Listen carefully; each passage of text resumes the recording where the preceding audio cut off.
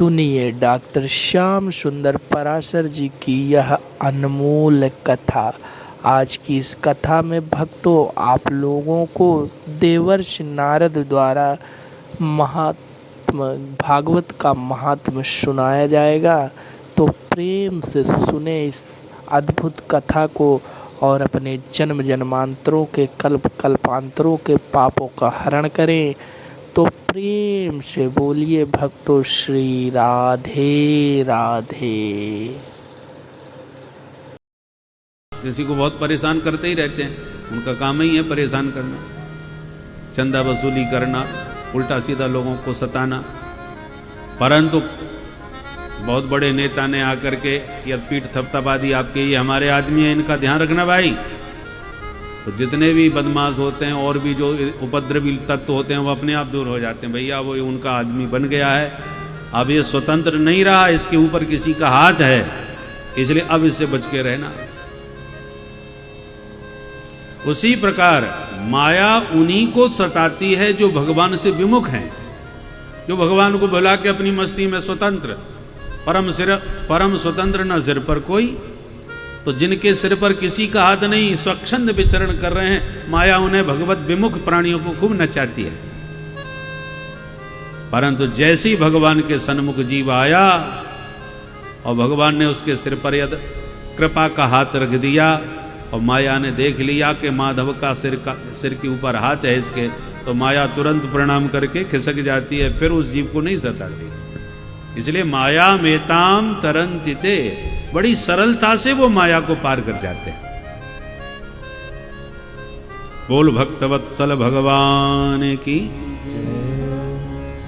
इसलिए भृत्यार्थ हम प्रणतपाल भवाब्धि पोतम, भगवान को इसलिए भृत्यार्थ हम का, भृत्य की माने सेवक की, आरती माने समस्त पीड़ाओं का हरण करने वाले हरि हैं। भृत्यार्थ हम, और क्या करते हैं बोले प्रणत पाल, जो भी प्रणत हो जाते हैं, शरणापन्न हो जाते हैं, उनका सब प्रकार से पालन करते हैं। उसे फिर किसी के से डरने की आवश्यकता नहीं।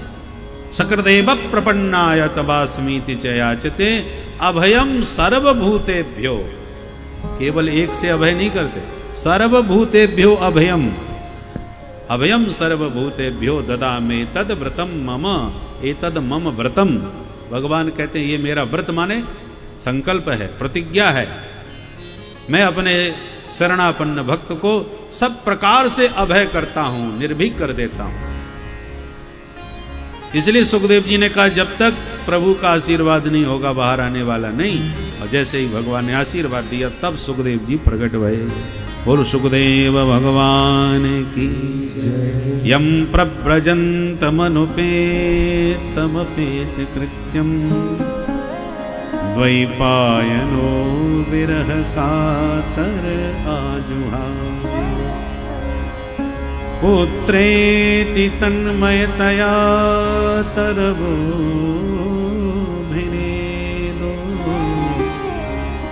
तं सर्वभूत हृदयं मुनिमानतोस्मि।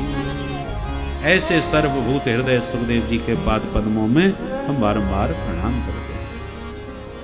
तो सुखदेव जी ने देवताओं को फटकार के भगा दिया कि कांच का टुकड़ा देके करोड़ों की मणि मांग रहे हो, भाग जाओ यहां से।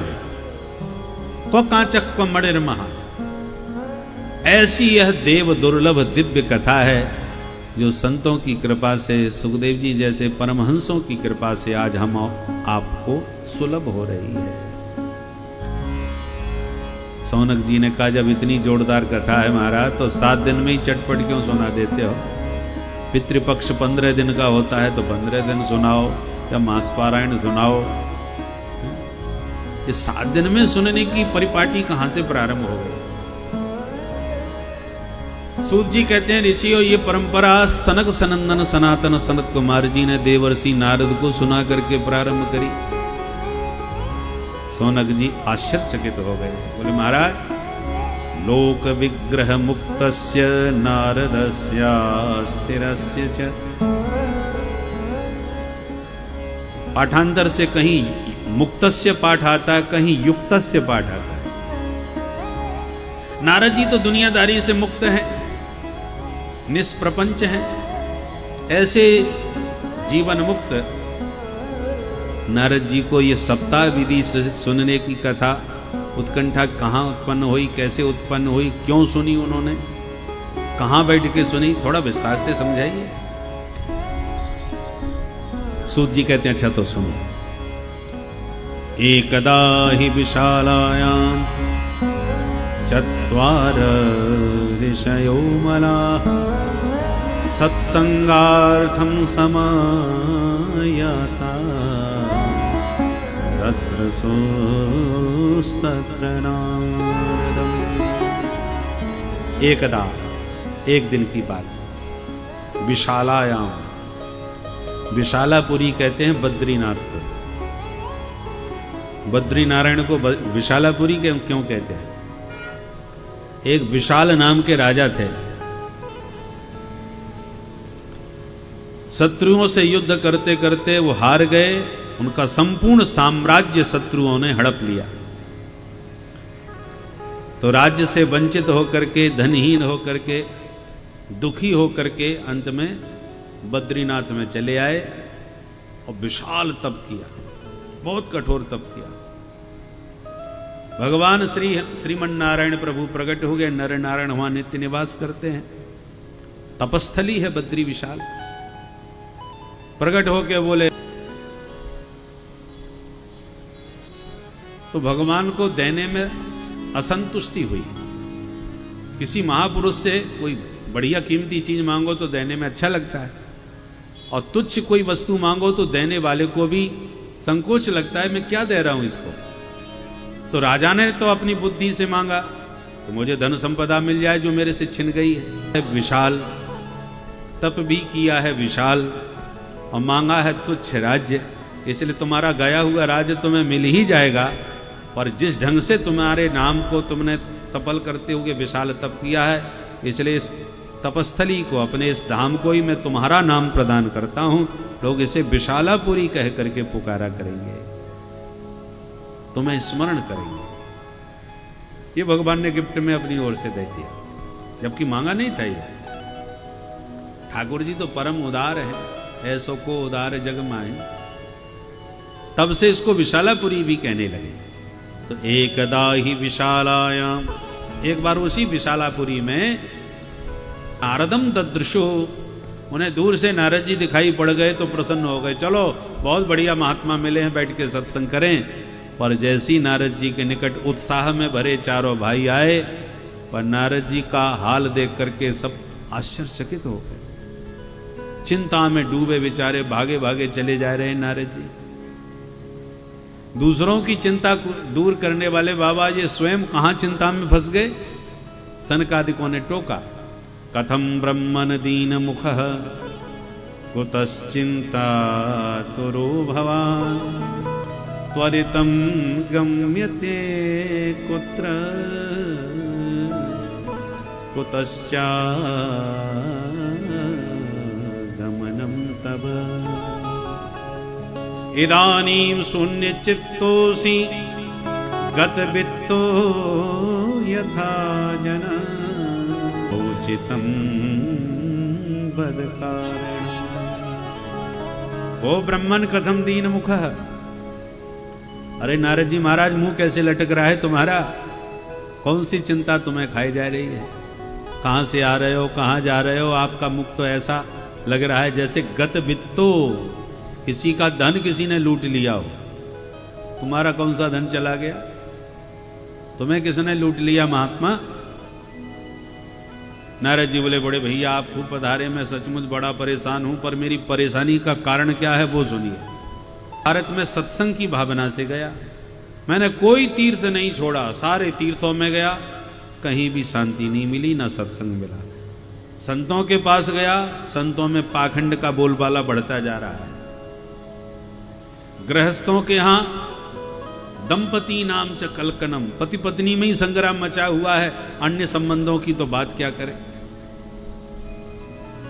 मैंने सोचा आप किधर जाएं, सोचा चलो वृंदावन धाम चलते हैं। वृंदावन में आया तो वहां और विचित्र आश्चर्य देखा, एक युवती दो बुढ़ों के बीच में बैठी रो रही है। हमने पूछा काशी त्वम, देवी जी आप कौन हैं? तब उसने परिचय दिया, अहम भक्तिरिति ख्याता इमौ मे तनयौ मतौ ज्ञान वैराग्य नामानौ काल योगे जर्जरा। मेरा नाम भक्ति देवी है और दोनों बुढ़े हैं जो मेरे ही बेटे हैं। ज्ञान वैराग्य मेरे बच्चों का नाम है। समय की बलिहारी देखो, मैं दक्षिण भारत में पैदा हुई, कर्नाटक में बड़ी हुई, महाराष्ट्र में पली, पर कई पाखंडियों के प्रदेशों में पीड़ित होकर के भगी, पर जैसी वृंदावन में आई मैं तो नई नवेली बन गई, बच्चे मेरे बुढ़े हो गए। और बच्चे स्वस्थ यद नहीं हो गए तो इदम स्थानम परित्यज्य विदेशम गम्यते मया, इस भूमि को त्याग करके मैं प्रदेश चली जाऊंगी। नारद जी ने एक क्षण में भक्ति मां की पीड़ा का कारण समझ लिया। अब ध्यान से सुनिए, उत्पन्ना द्रविणी, द्रविड़ देश में भक्ति प्रकट होती है। इसका अर्थ क्या हुआ? द्रविड़ देश क्या है? जैसे जैसे अब एक भूगोल है जो ब्रह्मांड में है ना, वही हमारे शरीर में भी है। ये शरीर का पिंड है और जो बाहर है वो ब्रह्मांड है। जैसे कोई बहुत बड़ा देवालय बन रहा हो, कोई बिल्डिंग बन रही हो, तो पहले उसका मॉडल बनाया जाता है छोटा सा, उसी के अनुसार बड़ा बनता है। फिर पहले दिखाया जाता है नमूना। ऐसे ये जो शरीर है ना, ये ब्रह्मांड का मॉडल है, छोटा रूप है, और इसी का विराट रूप पूरा ब्रह्मांड है। यद पिंडे तद ब्रह्मांड, जो इस पिंड में है वही ब्रह्मांड में है। तो ये द्रविड़ देश क्या है? भौगोलिक दृष्टि से तो द्रविड़ देश माने दक्षिण भारत, और दक्षिण भारत में आज भी देखिए भक्ति मां कहती है मेरी जन्मभूमि है दक्षिण भारत। उत्पन्ना द्रविणे, मैं द्रविड़ देश में पैदा हुई, दक्षिण भारत में। ये तो भौगोलिक दृष्टि से बात हुई, और आध्यात्मिक पृष्ठभूमि में यदि विचार करें, जब हमारा हृदय द्रवित होता है तब भक्ति का जन्म होता है। बाग गदगदा द्रवते यस्य चित्तम, जब हमारा हृदय द्रवीभूत होता है तो नेत्र सजल हो जाते हैं, कंठावरुद्ध हो जाता है, और संपूर्ण देह रोमांच कंटकित हो जाते हैं, रोमकूप खड़े हो जाते हैं।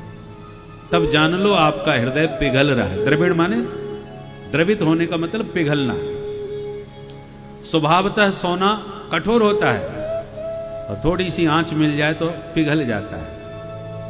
और जब भी कोई आभूषण हमको उसका डिजाइन पसंद नहीं आया, तो इसी सोने को पिघला करके हमें दूसरे डिजाइन का कोई बढ़िया आभूषण बनाना है तो पहले उसको पिघलाना पड़ेगा।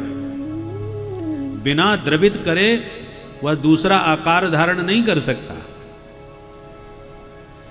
उसी प्रकार ये चित्त की स्थिति है। चित्त हमारा स्वभावतः द्रवित नहीं होता, और जब तक द्रवित नहीं होता तब तक इसमें कोई आकृति नहीं छपती। जैसे लाख होता है ना, उसको पिघला करके फिर उस पर मोहर जमा देते हैं तो छप जाती है मोहर, डाकघर में देखा जाता है। तो यही स्थिति हमारे चित्त की है। हमारी आंखें इतने लोगों को देख रही हैं, परंतु यदि कोई 2 घंटे बाद हमसे कोई मिल के कहे कौ साहब हमको पहचाने, तो हम हाँ हो सकता है हाथ हिला दें, हम नहीं जाने।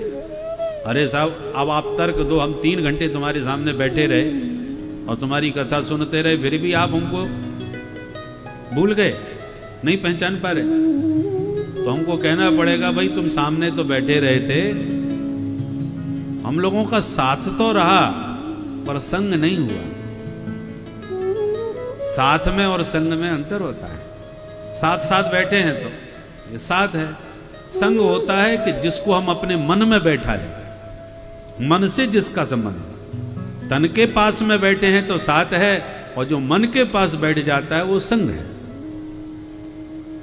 संसार के साथ रहो, इससे संसार का संग न करो, संसार के साथ रहो।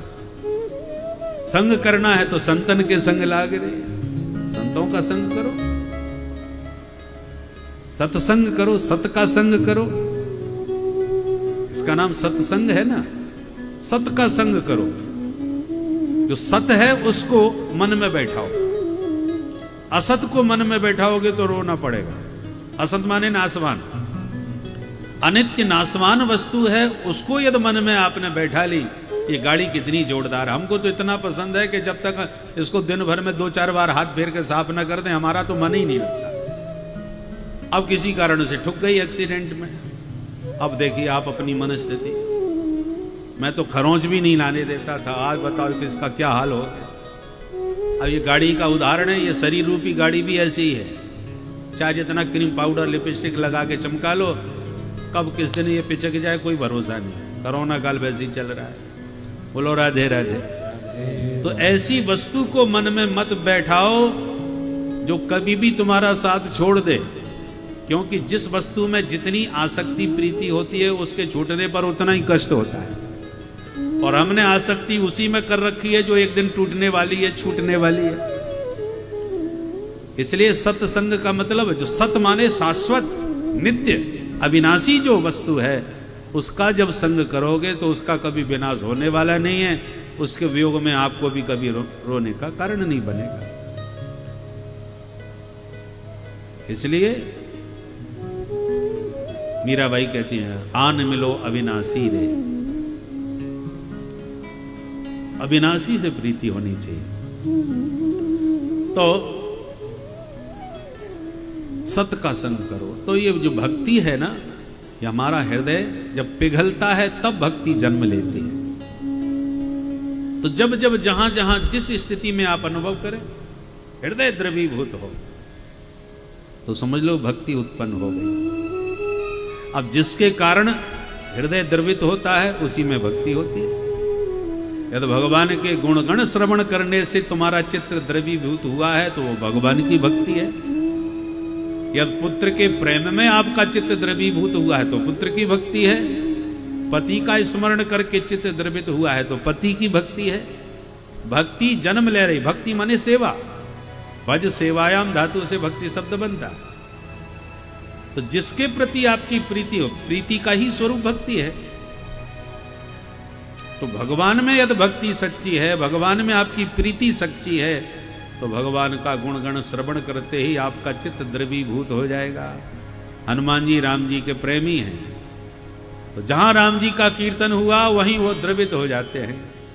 जय सिया राम, जय जय सिया राम, जय सिया राम, जय जय सिया राम, जय सिया राम, जय जय सिया राम, जय सिया राम, जय सिया राम, जय सिया राम, जय जय सिया राम, जय सिया राम, जय जय सिया राम, जय सिया राम, जय सिया राम, जय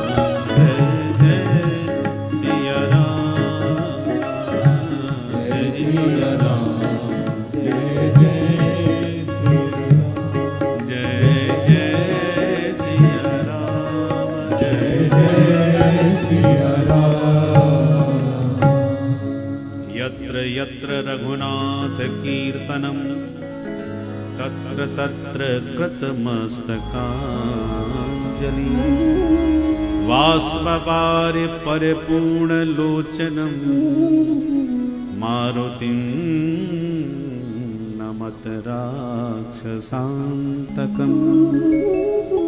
यत्र यत्र रघुनाथ कीर्तनम, जहां कहीं भी भगवान के गुण गणों का गायन होवे, कीर्तन होवे नाम का, तो तत्र तत्र कृतमस्तकांजलि, वहीं पर हनुमान जी महाराज हाथ जोड़ करके विराजमान हो जाते हैं। और सुनते सुनते ही इतने इनके भीतर इतना प्रेमोद्रेक होता है कि बाष्पवारि परिपूर्ण लोचनम, प्रेमाश्रु इनके नेत्र से झरझर बहने लगते हैं। रोमांचित देह हो जाता है हनुमंत लाल जी का, डूब जाते हैं, मेरे प्रभु के नाम का संकीर्तन हो रहा है। इतना अनुराग है प्रभु में कि उनका नाम सुनते ही एकदम चित्त द्रवीभूत हो जाता है। कहीं भी कथा हो चुपचाप बैठ करके सुनने लगते हैं। संसार में ऐसा कोई कथावाचक है जो हनुमान जी को ऐसी कथा सुनाए जो हनुमान जी को न मालूम हो। हजारों वर्षों से सुन रहे हैं, राम जी के सतत साथ में रहते हैं, राम द्वारे तुम रखवारे। ऐसा कौन रहस्य है जो हनुमान जी न जानते हो और फिर भी कथा सुनने के लिए भागते हैं।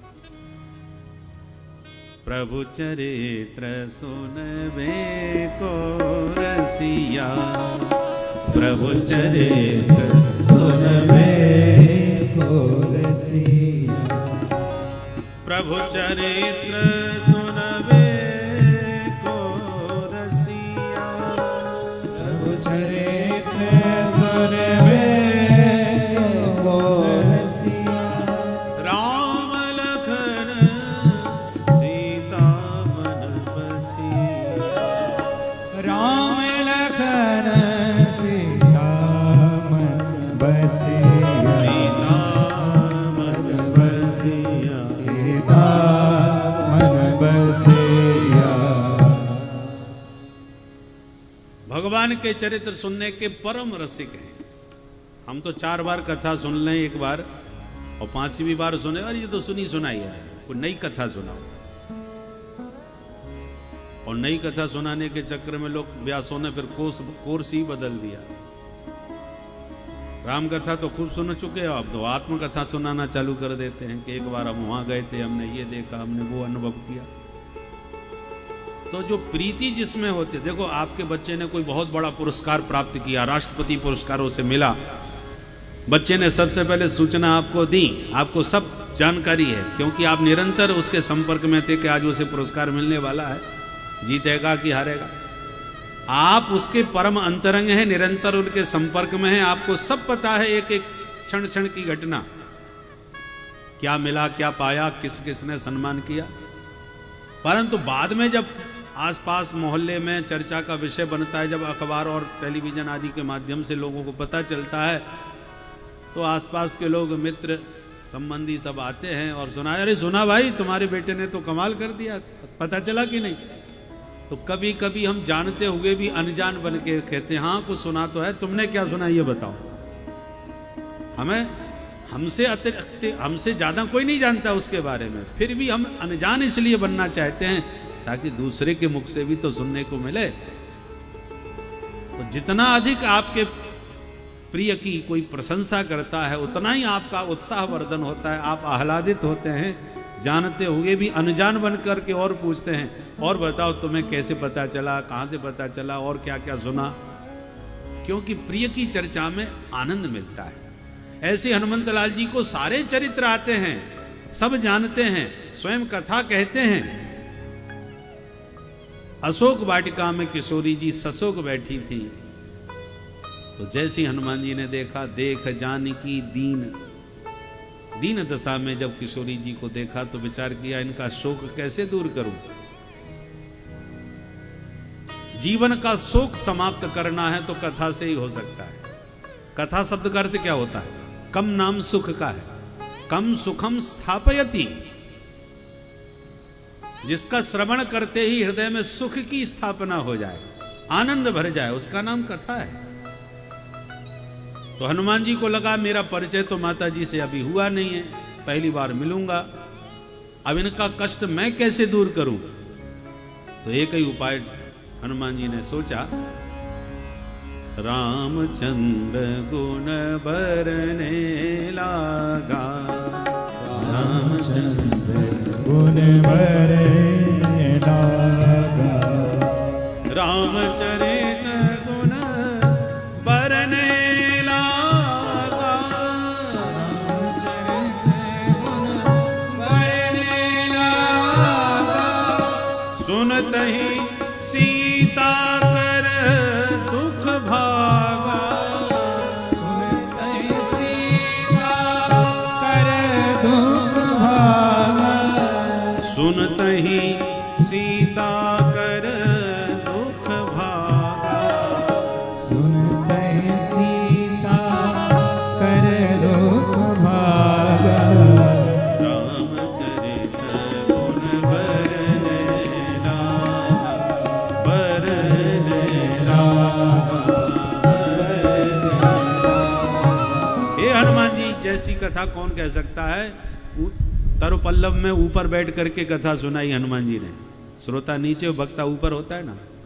तो जानकी जी अशोक वाटिका में नीचे बैठी थी और ऊपर वृक्ष पर बैठे थे। हनुमंत लाल जी वहीं से कथा कहना चालू कर दिया और ऐसी कथा सुनाई कि सुनते ही सीता कर दुख भागा। तुरंत किशोरी जी का सारा दुख दूर कर दिया। ये कथा की महिमा है। किशोरी जी आह्लादित हो गए, भैया इतना बढ़िया कथा सुनाने वाला कथावाचक कौन है, जरा हमें दर्शन तो दो महाराज। हनुमान जी ने छुप करके ही कहा, माता जी कथा ही प्रभु की सुंदर है, सुनाने वाला तो निरा बंदर है, आप न देखो वही अच्छा है। हनुमान जी छुप करके केवल प्रभु के गुणों का प्रकाश करते हैं। भगवान को जानो, भगवान को ही मानो, भगवान को ही सुनो। हम लोग क्या करते हैं? भगवान को तुम तो सुनते ही रहते हो, हमें सुनो। भगवान को तो तुम जानते हो, पहले हमें जान लो। प्राय हम अपना प्रकाशित करना ज्यादा चाहते हैं, भगवान के गुणों को इतना प्रकाशित नहीं करते जितना आत्म प्रकाश करते हैं। अपने आप को प्रकाशित करना चाहते हैं। हनुमान जी की विशेषता है, अपने को छुपाते हैं, प्रभु को प्रकाशमान करते हैं। इसलिए हनुमान जी के चरित्र से वैष्णवों को, भक्तों को बहुत कुछ सीखना चाहिए। तो जब हृदय द्रवित हो, समझ लो भक्ति जन्म ले रही है। जैसे हनुमान जी का हृदय हमेशा द्रवित रहता है। और उत्पन्ना द्रविणे साहम वृद्धिम कर्णाटके गता, कर्नाटक में बड़ी होगी। हाँ, तो कर्नाटक का मतलब जब हम बार बार प्रभु के गुणों का निरंतर श्रवण करते हैं, कानों से ही तो श्रवण किया जाता है, तो समझ लो भक्ति कर्नाटक में पहुंच गई। बोलो राधे राधे। उत्पन्न कहाँ हुई? हृदय की भूमि में। हृदय द्रवित हुआ, भक्ति ने जन्म लिया। भगवान के गुण गणों का जब श्रवण बार बार किया तब भक्ति संवर्धित हुई। भक्ति तरु पौधा ताहे विघ्न डर छेरी हु को, वारिदे विचार वारि सींचो सतसंग सो। पौधे को पानी मिलता रहेगा तो अंकुरित होकर के विशाल वृक्ष बनेगा, पानी नहीं पाया तो सूख जाएगा। आपके हृदय द्रवित हुआ, भक्ति ने जन्म लिया, परंतु सत्संग का जल इन कर्ण कोहरों से नहीं गया। भगवान के गुण गणों का यदि आपने श्रवण नहीं किया ध्यान से, तो जो भक्ति अंकुरित हुई थी वो मुरझा जाएगी, सूख जाएगी। जब बार बार किसी महापुरुष की वाणी से भगवान की महिमा श्रवण करते रहोगे, तो जो भक्ति भगवान की हृदय में प्रकट हुई थी द्रवित होने से, वो धीरे धीरे संवर्धित होने लगेगी, बढ़ने लगेगी। वो पौधा सूखेगा नहीं, पल्लवित होगा। इसलिए वृद्धिम कर्नाटके गता, कर्नाटक में माने बढ़ती है भक्ति, माने जितना अधिक सुनोगे। प्रविष्ट कर्ण रंध्रेण, भगवान तो कान के द्वार से ही प्रवेश करते हैं। तो जितने भी चरित्र हैं उनके बड़े सूक्ष्म संकेत हैं, उन संकेतों को हमें समझना चाहिए। भक्ति माँ की सारी पीड़ा को नारद जी ने समझ लिया और कहा, माँ दुखी मत हो, मैं नारद प्रतिज्ञा करता हूं, तदा नाहम हरेर्दासो लोके त्वाम न प्रवर्तये। घर घर में जन जन में तुम्हें स्थापित नहीं कर दिया तो मैं भी हरि का दास न कहलाऊं। ये सुन करके भक्ति माँ गदगद हो गई और नारद जी की स्तुति करने लगी। जयति जगति मायाम यस्य कायादवस्ते, जयति जगति मायां यस्य कायादवस्ते, जयति जगति मायां यस्य कायादवस्ते, जयति जगति मायां यस्य कायादवस्ते। वचन रचन मेकं केवलं चाकलैः, वचन रचन मेकं केवलं चाकलैया।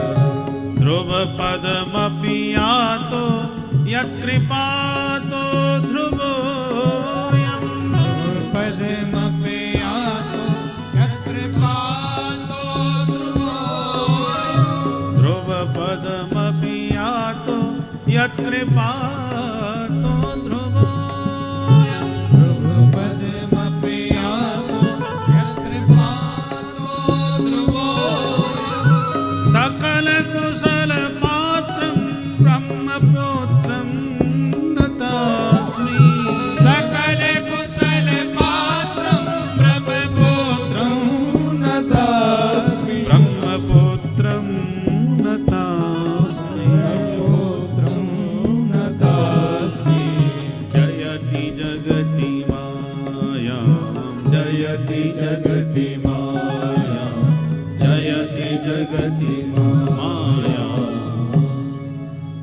ये भक्ति माँ की स्तुति कर रही हैं देवर्षि नारद जी की। नारद जी आपकी सदा जय हो, सदा जय हो। जयति, आप जिस पर कृपा करते हो वह जीव माया से मुक्त हो जाता है।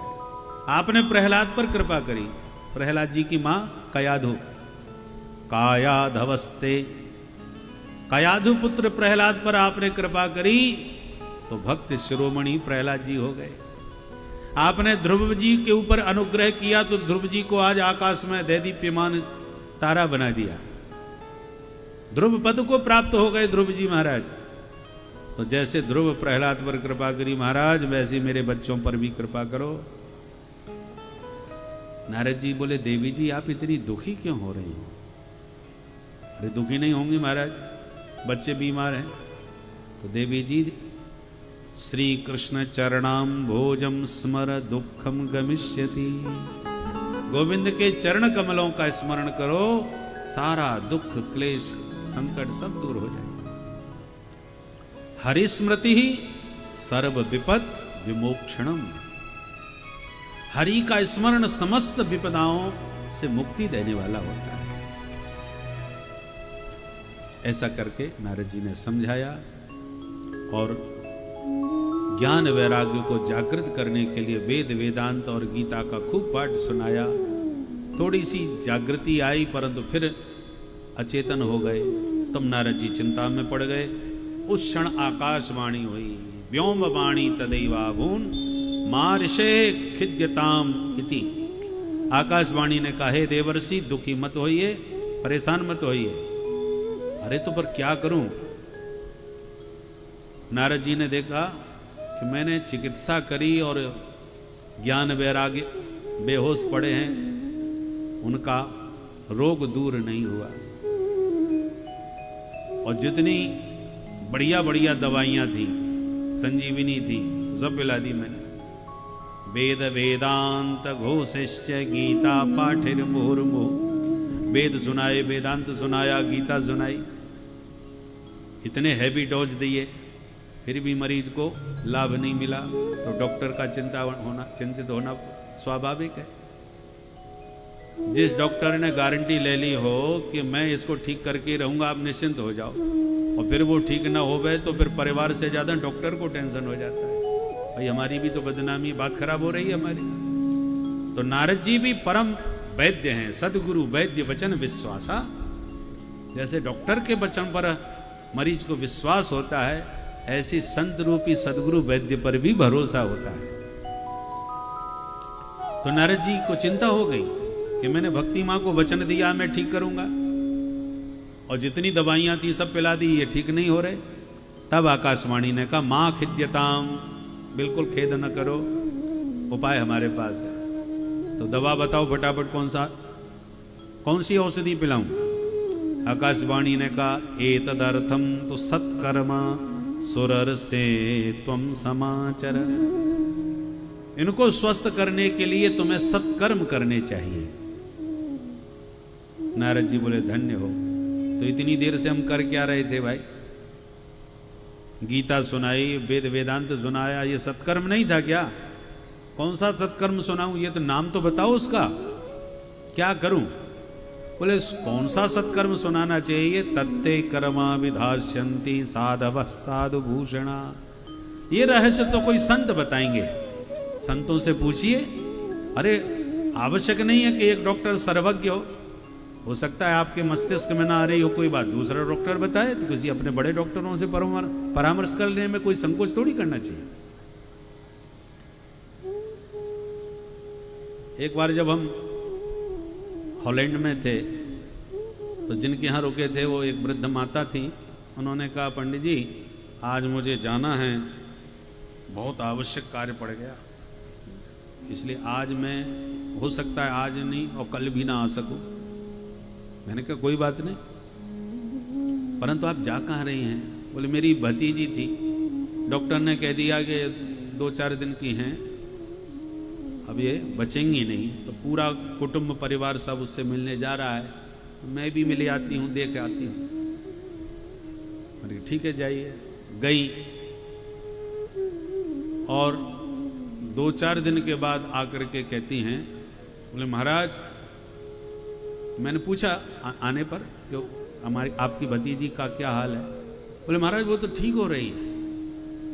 मैंने कहा अच्छा तो कैसे होगा? तब उन्होंने विस्तार से बताया कि जो डॉक्टर इलाज कर रहे थे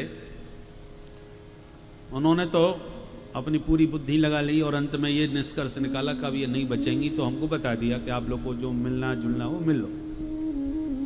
अचानक इमरजेंसी में उन्हें कहीं बाहर जाना पड़ा तो उन्होंने उस मरीज की फाइल दूसरे डॉक्टर को दे दी कि तुम देखो भाई हम जा रहे हैं। दूसरे डॉक्टर के हाथ में जब उसकी फाइल आई तो उसने सारा उसका अध्ययन किया और उसको एक औषधि का प्रयोग करना था किसी मरीज पर, उसका चल रहा था रिसर्च।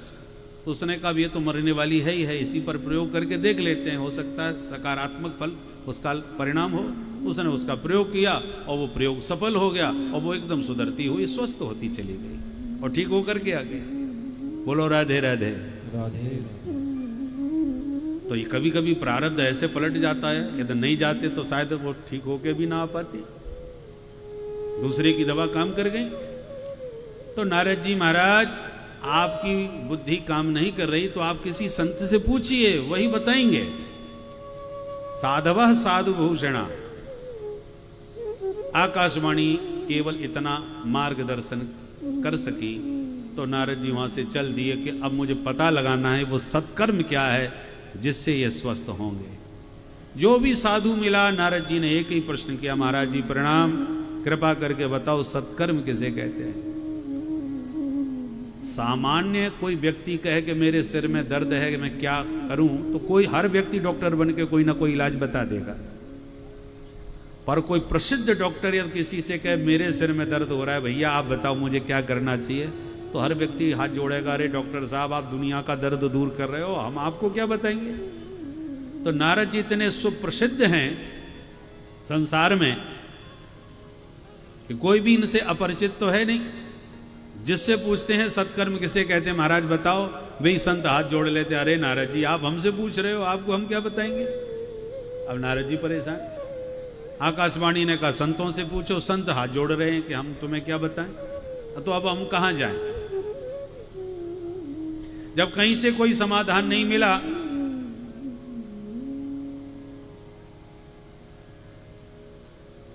तब नारद जी ने निर्णय लिया कि अब हम बद्रीनाथ जाएंगे, वहां भगवान नर नारायण से पूछ के आएंगे। इसलिए मैं बद्रीनाथ में भगवान नर नारायण को ढूंढ रहा था महाराज, वो दोनों तो मिले नहीं, आप चारों मिल गए और आपने जो हमारी परेशानी चिंता की पूछी वो हमने अपनी आत्मकथा पूरी सुना दी। अब मेरा प्रश्न आप चारों से है, आप ही बता दीजिए महाराज सत्कर्म किसे कहते हैं। सुन करके पूरी कहानी सनकादिक मुस्कुराने लगे, अरे राम राम, इतनी मामूली सी बात पर इतने परेशान हो रहे हो महात्मा। मां चिंताम कुरु देवर से हर्षम चित्ते समावह, उपायः सुख साध्योत्र वर्तते पूर्व एव ही। आपको कोई चिंता करने की आवश्यकता नहीं है देवर्षि, जिस उपाय को आप ढूंढ रहे हो बड़ा ही सुख साध्य है, हमारे पास है। अरे महाराज तो उपाय तो बताओ क्या है, तो दवा का नाम क्या है। बोले वो कोई और नहीं, श्रीमद्भागवतालाप सत्गीत शुकादि। सुखदेव जी जैसे परमहंसों की वाणी से गाया हुआ वह मधुर संगीत श्रीमद्भागवत महापुराण ही वह दिव्य औषधि है। भवौषधा श्रोत्र मनोभिरामात, होम्योपैथिक दवा है, खाने वाले का मुंह भी मीठा हो जाए और बीमारी भी जड़ से मिट जाए, बहुत सुंदर दवा है। श्रोत्र मनोभिरामात, सुनने में मनोहर है, सुख साध्य है। इसलिए वर्तते पूर्व एव ही, ये दवा तो हमारे पास बहुत पहले से, और तुम इसके लिए परेशान होकर के दुनिया भर में ढूंढ रहे हो। नारद जी बोले क्षमा करें महाराज, आपकी बात हमको तो समझ में नहीं आई। बोले इसमें क्या समझ में नहीं आया। बोले मैंने आपसे निवेदन कर दिया है कि मैं चारों वेद उपनिषदें और गीता सब सुना के बैठा हूं। जब इतने हैवी डोज से कुछ नहीं हुआ तो भागवत में ऐसी कौन सी विशेषता है महाराज, इससे हट करके तो भागवत है नहीं। भागवत में वेदों के ही सूत्रों की व्याख्या है, इसलिए ब्रह्म सूत्र से ही इसका श्री गणेश हुआ है। जन्माद्यस्य यतः, ये ब्रह्म सूत्र का दूसरा सूत्र है। तो जहां वैदिक मंत्रों का ही व्याख्यान श्रीमद् भागवत है और हम सारे वेद सुनाए बैठे हैं, तो उनसे कुछ नहीं हुआ तो भागवत से क्या हो जाएगा। सुन के मुस्कुराते हुए सनकादिक बोले, नारद जी अत्यंत मधुर फल आम का कोई चूस है और रस चूस के फल में से फिर ये कहे कि जब फल में इतना रस भरा हुआ है तो इसके वृक्ष में कितना रस होगा जिससे ये पैदा किया गया है। और फल को फेंक करके फिर वृक्ष चूसने लग जाए, चबाने लग जाए, खाने लग जाए, तो क्या उसका मुंह मीठा होगा? कदापि नहीं। ज्यादा कोशिश करी तो बत्ती सी टूट के हाथ में आ जाएगी, परंतु वृक्ष से रस मिलने वाला नहीं है। तो क्या वृक्ष में रस नहीं होता? अरे वृक्ष में रस नहीं होता तो फल में कहां से आ जाता? फल तो वृक्ष से ही पैदा हुआ है ना। वृक्ष में रस है, पर वृक्ष के रस को हम फल के माध्यम से ही सेवन कर सकते हैं। डायरेक्ट वृक्ष से आपको वह रस नहीं मिलेगा। वेद वृक्ष है, भागवत उसी से उत्पन्न फल है।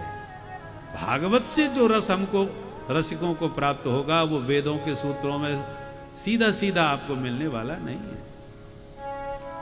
दूध से ही घृत निकाला जाता है, पर जो काम घृत कर देता है वो दूध नहीं कर पाता। गन्ना के रस से शक्कर बनती है, पर जो काम शक्कर से बन जाता है वो गन्ना के रस से नहीं बन पाता। ऐसे दृष्टांतों से जब समझाया तब नारद जी का संशय मिटा और हाथ जोड़ के कहा, महाराज आज हमने एक निष्कर्ष निकाला। क्या? भाग्योदयेन बहुजन्म समर्जितेन सत्संगमं च लभते पुरुषो यदा वै अज्ञान हेतु कृत मोह मदान्धकार नाशं विधाय हि तदो दयते विवेक। जब हमारे जन्म जन्मांतर के सुकृत पुण्य भाग्य बन के जब फलीभूत होते हैं और जैसे सूर्य के उदित होते ही अंधकार भाग जाता है, ऐसे जब भाग्य का सूर्य उदय हो, जब भाग्य हमारे प्रबल होते हैं तब सत्संग प्राप्त होता है और सत्संग के श्रवण करने से हमारा विवेक रूपी जो भास्कर उदय होता है, उदयते विवेक। विवेक के उदित होते ही नष्ट क्या होता है? अज्ञान हेतु कृत मोह मदांधकार। सूर्य के उदय होने से अंधकार नष्ट होता है। हमारे भीतर भी मोह का, अज्ञान का घोर अंधकार भरा हुआ है। नाशम विधाय, विवेक के उदय होने से वो अज्ञान का अंधकार नष्ट हो जाता है, वो मोह की निशा मिट जाती है। मोह निशा सब सो बनिहारा। अरे रात्रि मिटेगी, रात्रि जाएगी तभी तो अंधकार भागेगा। रात्रि के साथ ही अंधकार आता है। तो मोह है निशा और रात्रि है अज्ञान का अंधकार। जहां मोह की निशा होगी वहीं अज्ञान का अंधकार होगा। तो अज्ञान हेतु कृत मोह मदांधकार नाशम विधाय, ये सब अंधकार हमारे अंतःकरण से मिट जाते हैं। जैसे सदगुरु के वचन श्रवण करके बंदौ गुरुपद कंज कृपा सिंधु नर रूप हरि, इतनी महिमा गुरु जी की क्यों है? बोले महामोह तम पुंज जासु बचन रवि कर निकर। रवि की निकर, निकर मानी किरणें। जैसे सूर्य की किरण के उदित होते ही अंधकार भाग जाता है, ऐसी संत सदगुरु की वाणी के जब किरण निकलती है तो वाणी की किरण जब कर्ण कुहरों से हृदय में जाती है तो हमारे जन्म जन्मांतर के अंधकार तिमिर को ध्वस्त कर देती है, उस अंधकार को मिटा देती है। और उसके साथ ही मोह की निशा भी भाग जाती है, माने मोह भी मिट जाता है, अज्ञान का अंधकार भी भाग जाता है और विवेक का भास्कर उदय हो जाता है संत सदगुरु की वचनों की किरणों के साथ। इसलिए सत्संग की बड़ी महिमा है, सदगुरु की बड़ी महिमा है। नारद जी ने कहा भैया अब तो आपके श्री मुखारविंद से हम भागवत रसपान करना चाहते हैं। बोलो कब कहां सुनाओगे? सनकादिक बोले हम भी फ्री, आप भी फ्री। और सुनने सुनाने की बात है तो बद्रीनाथ में आनंद नहीं आएगा। चलो चलते हैं हरिद्वार। गंगा द्वार समीपे तु तटमानंद नामकम। हरिद्वार में क्यों चलें? बद्रीनाथ तो बहुत बढ़िया स्थान है। बोले बद्रीनाथ स्थान तो दिव्य है, पर कथा यदि होगी तो 4 वक्ता और 1 श्रोता नजर आएगा। नारद जी श्रोता और सनकादिक चारों भैया वक्ता। परंतु हरिद्वार में यदि कथा होगी तो पर्वतों की गुफाओं में बैठे हुए संत नीचे उतर आएंगे और संसार के प्रपंच में पड़े हुए जो बेचारे अज्ञानी जीव हैं वो अपने प्रपंचों से उठ के थोड़ा ऊपर आ जाएंगे। और जैसे बीच देहरी में दीपक जलाने से भीतर बाहर दोनों तरफ उजेला हो जाता है, ऐसे हरि के द्वार में, इस हरिद्वार में जब ज्ञान का अध्यात्म दीप उदित होगा, अध्यात्म दीप मच तितिरिषिताम तमोंधम, तो निश्चित रूप से ऊपर से संत और नीचे से संसारी सबके अज्ञान का निवारण होगा और सबको परमानंद प्राप्त होगा। इसलिए हरिद्वार में ही यह कथा होनी चाहिए। तो तुरंत नारद जी सनकादिकों को लेकर हरिद्वार में आ गए। चलते फिरते संतों को पता चला, भृगु जी ने खूब प्रचार किया, भाग भाग के चलो चलो बहुत जोरदार कथा हो रही है, क्योंकि श्रोता वक्ता ज्ञान निधि कथा राम के गुण। नारद जी जैसे महापुरुष जब आयोजक हैं तो निश्चित रूप से रहस्यमयी अत्यंत गंभीर कथा होने वाली है गंगा तट पर। सनकादिक जी भी महान विद्वान, नारद जी भी परम विद्वान, और विद्वानों के बीच की कथा और भी गंभीर और रहस्यमयी होती है। इसलिए सब चलो, भागे सब श्रोता। भृगुर वशिष्ठ वनश्च गौतमो मेधातिथिर देवल देवरातव। ये अग्र पंक्ति में बैठे हुए संत हैं। भृगु हैं, वशिष्ठ हैं, विश्वामित्र हैं, परशुराम जी हैं, पराशर जी हैं, ये सब महापुरुष बैठे हैं। गृहस्थ अलग, विरक्त अलग। जो गृहस्थ हैं वो अपने बच्चों के साथ आ रहे हैं, जो विरक्त हैं वो सहपुत्र शिष्या, वो अपने शिष्य परिकर को लेके आ रहे हैं। विशाल श्रोत्री समुदाय गंगा तट पर गंगा जी की रेती में उपस्थित हो गया और सत्संग प्रारंभ हुआ। सबसे पहले महात्मा सनकादिकों ने सुनाया, सदा सेव्या श्रीमद्भागवती कथा, यस्या श्रवण मात्रेण हरिश्चित्तम समाश्रये। भैया भगवान की कथा सदैव श्रवण करने योग्य है, दिन मुहूर्त की जरूरत नहीं। लड़ाई झगड़ा करने जाते हैं तो कभी मुहूर्त दिखाने आते हैं कि पंडित जी बढ़िया मुहूर्त निकालो, आज उसका सिर फोड़ना है। कोई नहीं आता, जहां मूड खराब हुआ सीधा डंडा लेके चल देते हैं। तो भैया जब उपद्रवी कार्यों के लिए आपने कोई विचार नहीं किया काल का, तो ये बढ़िया काम कर रहे तो उसमें क्या ज्यादा माथापच्ची करने की क्या जरूरत है। और इसमें थोड़ा सा भेद है। ये कौन कह रहे हैं? सनकादिक। किससे कह रहे हैं? नारद जी से। तो जब नारद और सनकादिक जैसे श्रोता वक्ता हो तो इनको मुहूर्त की जरूरत नहीं है किनको, क्योंकि इनका तो जीवन ही भगवान की कथा मात्रिक जीवन। जहाँ जीवन ही भगवान की कथा हो उनके लिए मुहूर्त की जरूरत नहीं है, चाहे जब सुनो। परंतु जो अनेक संसारी के प्रपंच में पड़े रहते हैं, फुर्सत नहीं है और उनको आज सकाम कोई अनुष्ठान करना है, हमारे किसी ने कह दिया भागवत करा लो, ये तुम्हारा मनोरथ सिद्ध हो जाएगा, तो फिर ऐसे लोगों को देवज्ञम तु समा हुई है मुहूर्तम प्रेक्षयत्नतः, उनको फिर विद्वानों से ज्योतिषियों से मुहूर्त निकलवा लेना चाहिए। तो मनोरथ की सिद्धि के लिए कर रहे हो तो मुहूर्त निकलवाओ, और केवल भगवान के प्रीत्यर्थ कथा हो रही है तो फिर मुहूर्त की जरूरत नहीं है, जब चाहो तब सुनो। इसलिए सदा सेव्या सनकादिकों के लिए और नारद जी के लिए। अच्छा, सुनने से फायदा क्या होगा? बोले हरिश्चित्तम समाश्रये, तुम्हारे चित्त में चित्तचोर हमेशा के लिए चिपक जाएंगे। ऐसा कैसे हो जाता है? देखो ध्यान से सुने। मैं अभी निवेदन कर रहा था कि द्रवित होने के बाद ही स्वर्ण कोई नया आभूषण का आकार धारण करेगा। लोहा कितना कठोर होता है, हमारी सामर्थ्य नहीं है लोहे को मोड़ सके, पर उसी लोहे को जब आग में तपा के लाल कर देते हैं तो वो द्रवित हो जाता है, पिघल जाता है। और उस समय फिर हथौड़ा मारा जाए तो जो चाहोगे जैसा चाहोगे जिधर मुड़ोगे लोहा उधर ही मुड़ जाएगा। तो भगवान की कथा का काम क्या है? जब हम ध्यान से कथा सुनते हैं तो सुनते सुनते भगवान के गुण गणों से मन प्रभावित हो जाता है, और इतना प्रभावित हो जाता है कि ये पिघलने लगता है, द्रवित होने लगता है। और मन जब पिघल रहा हो, भगवान की महिमा से प्रभावित हो रहा हो, तभी इस पर विवेक का हथौड़ा मारो। कह रहे दुष्ट पापी मन, जिन प्रभु के गुण गणों पर इतना रीझ रहा है, इतना पिघल रहा है, और जब भजन करने बैठो उन्हीं भगवान का सो इधर उधर भागने लगता है, दौड़ने लगता है, उनका भजन क्यों नहीं करता?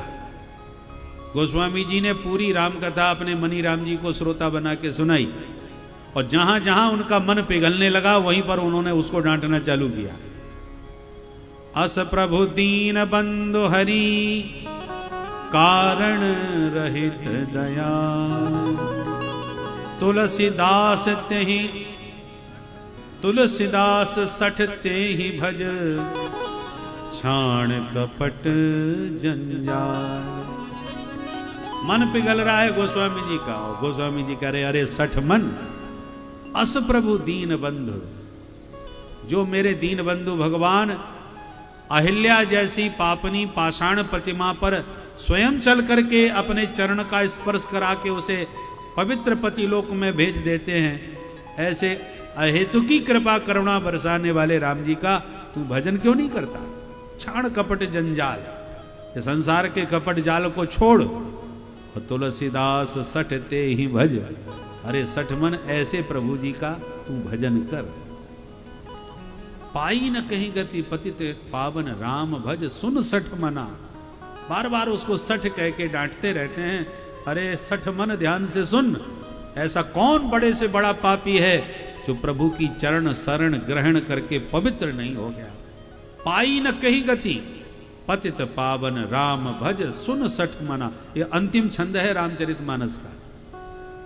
उसमें अंत में मन को ही डांटते हुए गोस्वामी जी ने कहा, ऐसे पतित पावन राम जी का भजन कर, छाण कपट जंजाल, ये दुनिया के कपट जाल को छोड़।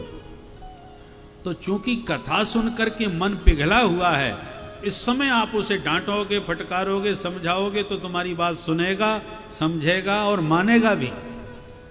सीधे सीधे आप कहोगे भगवान में मन लगाओ, आंख बंद करके बैठोगे तो मकान दुकान का हिसाब याद आएगा, सब्जी का हिसाब याद आएगा, भगवान का ध्यान नहीं लग पाएगा।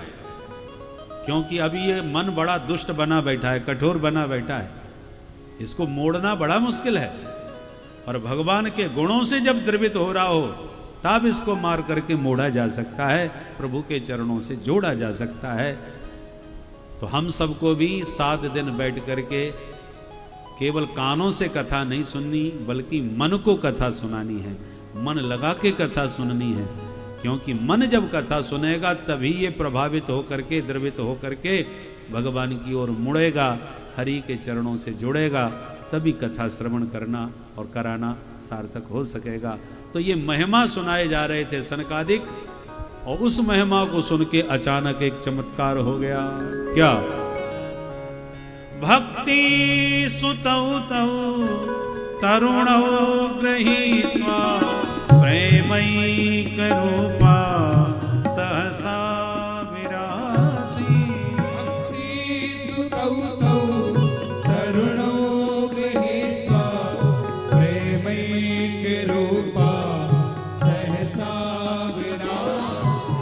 श्री कृष्ण गोविंद हरे मुरारे नाथेति नमामि मुहुर्बधानि। श्री कृष्ण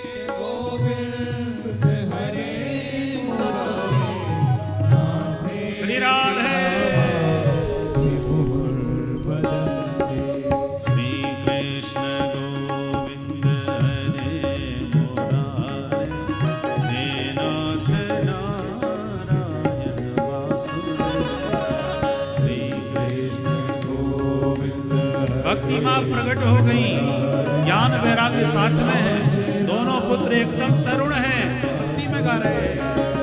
श्री कृष्ण गोविंद हरे मुरारे, हे नाथ नारायण वासुदेव।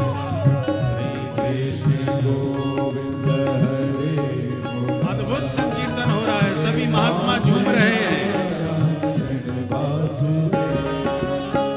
हे नाथ नारायण वासुदेव, हे नाथ नारायण वासुदेव, हे नाथ नारायण वासुदेव, नारायण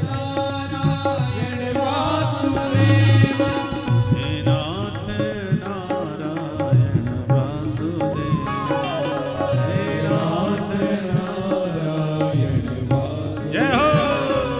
श्री कृष्ण गोविंद हरे मुरारे, हे नाथ नारायण वासुदेव। श्री कृष्ण गोविंद हरे मुरारे, हे नाथ नारायण वासुदेव, हे नाथ नारायण वासुदेव, हे नाथ नारायण वासुदेव, हे नाथ नारायण वासुदेव,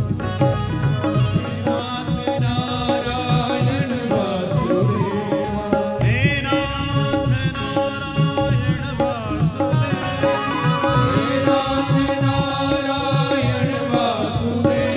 हे नाथ नारायण वासुदेव, हे नाथ नारायण वासुदेव, हे नाथ नारायण वासुदेव, हे नाथ नारायण वासुदेव, हे नाथ नारायण वासुदेव। हरि बोल। श्री कृष्ण गोविंद हरे मुरारे, हे नाथ नारायण वासुदेव। गोविंद हरे